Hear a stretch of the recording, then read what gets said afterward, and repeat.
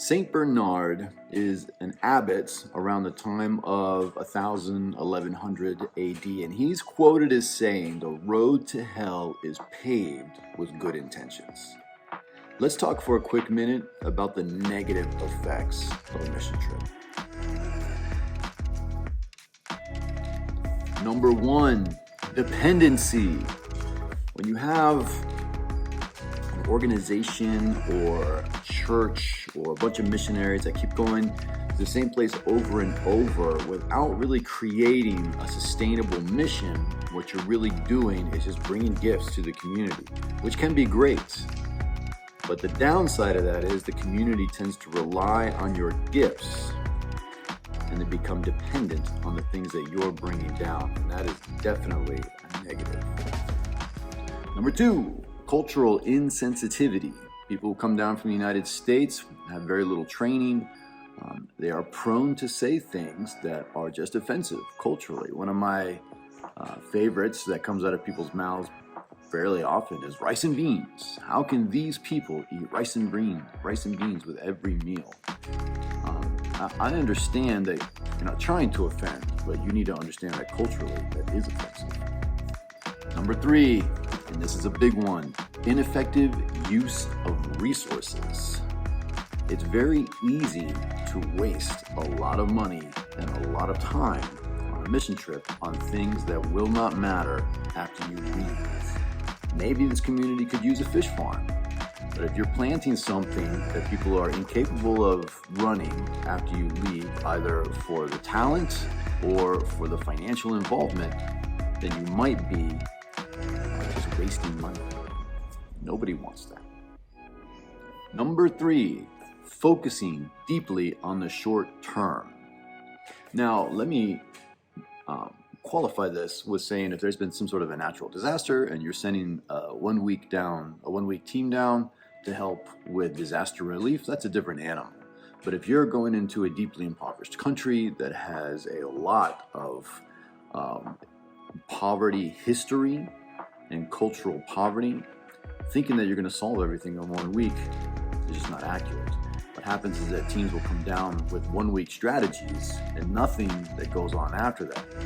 The best way to do it is to have a short-term strategy that complements a long-term strategy. So either an organization that's already working in the location that you want to minister to, or you're setting up a long-term strategy that is going to benefit the community for years to come.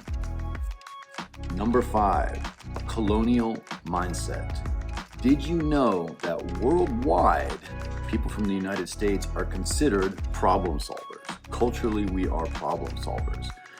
The challenge is a lot of times we're trying to solve problems that aren't really there, or in a cultural context are not problems to the indigenous or local people.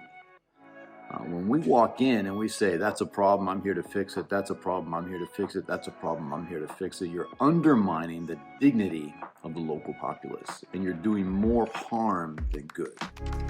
Number six, emotional and psychological pull. And this is something that we think about a lot when we have teams come down on Saturday to Saturday trips. And I know that other missions organizations do. And we talk a lot about culture shock. We talk a lot about self-care. We talk a lot about the depth of poverty that you're going to witness. And if you're not really acclimated to it, it's shocking to your spirit. And you can walk away from this experience feeling terrible, just feeling terrible. So we tend to spend a lot of time here at Enriched Missions anyway when we do a mission trip. We spend a lot of time debriefing our feelings, debriefing what's happening spiritually, and thinking about how this experience is going to impact our lives when we return back to the United States. When you have that opportunity to open up and let these emotions out and let these spirits out, it gives you an opportunity to start wrestling and digesting and coming to terms with what you're dealing with. Last but certainly not least, setting unrealistic expectations. And when I say setting unrealistic expectations, what really you failed to do is set a realistic expectation, and people have assumed unrealistic expectations. We handle this by having several meetings before a team comes down. We meet with the mission pastor. Sometimes Megan or Megan and I will fly out to a church or a group and meet people face to face. And people can ask us directly, what can we expect to accomplish in 7 days? And we will give them a list of things that we would expect them to accomplish that for us are realistic expectations.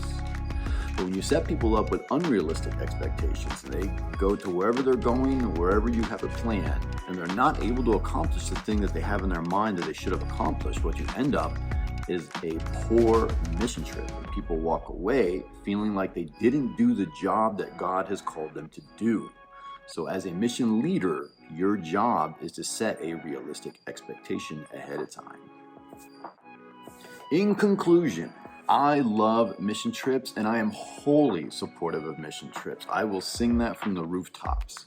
But I know that a mission trip can go awry very quickly, and it can run off the rails.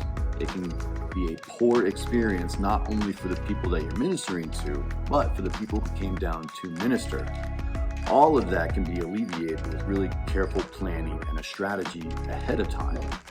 And if you need some help coaching through that, figure out how to do it and the best way to set up your team, please leave us a comment, and I will happily get back to you, and we can meet on Zoom, and I will coach you through it free of charge. I'm happy to do that. That's how passionate I am about effective mission trips.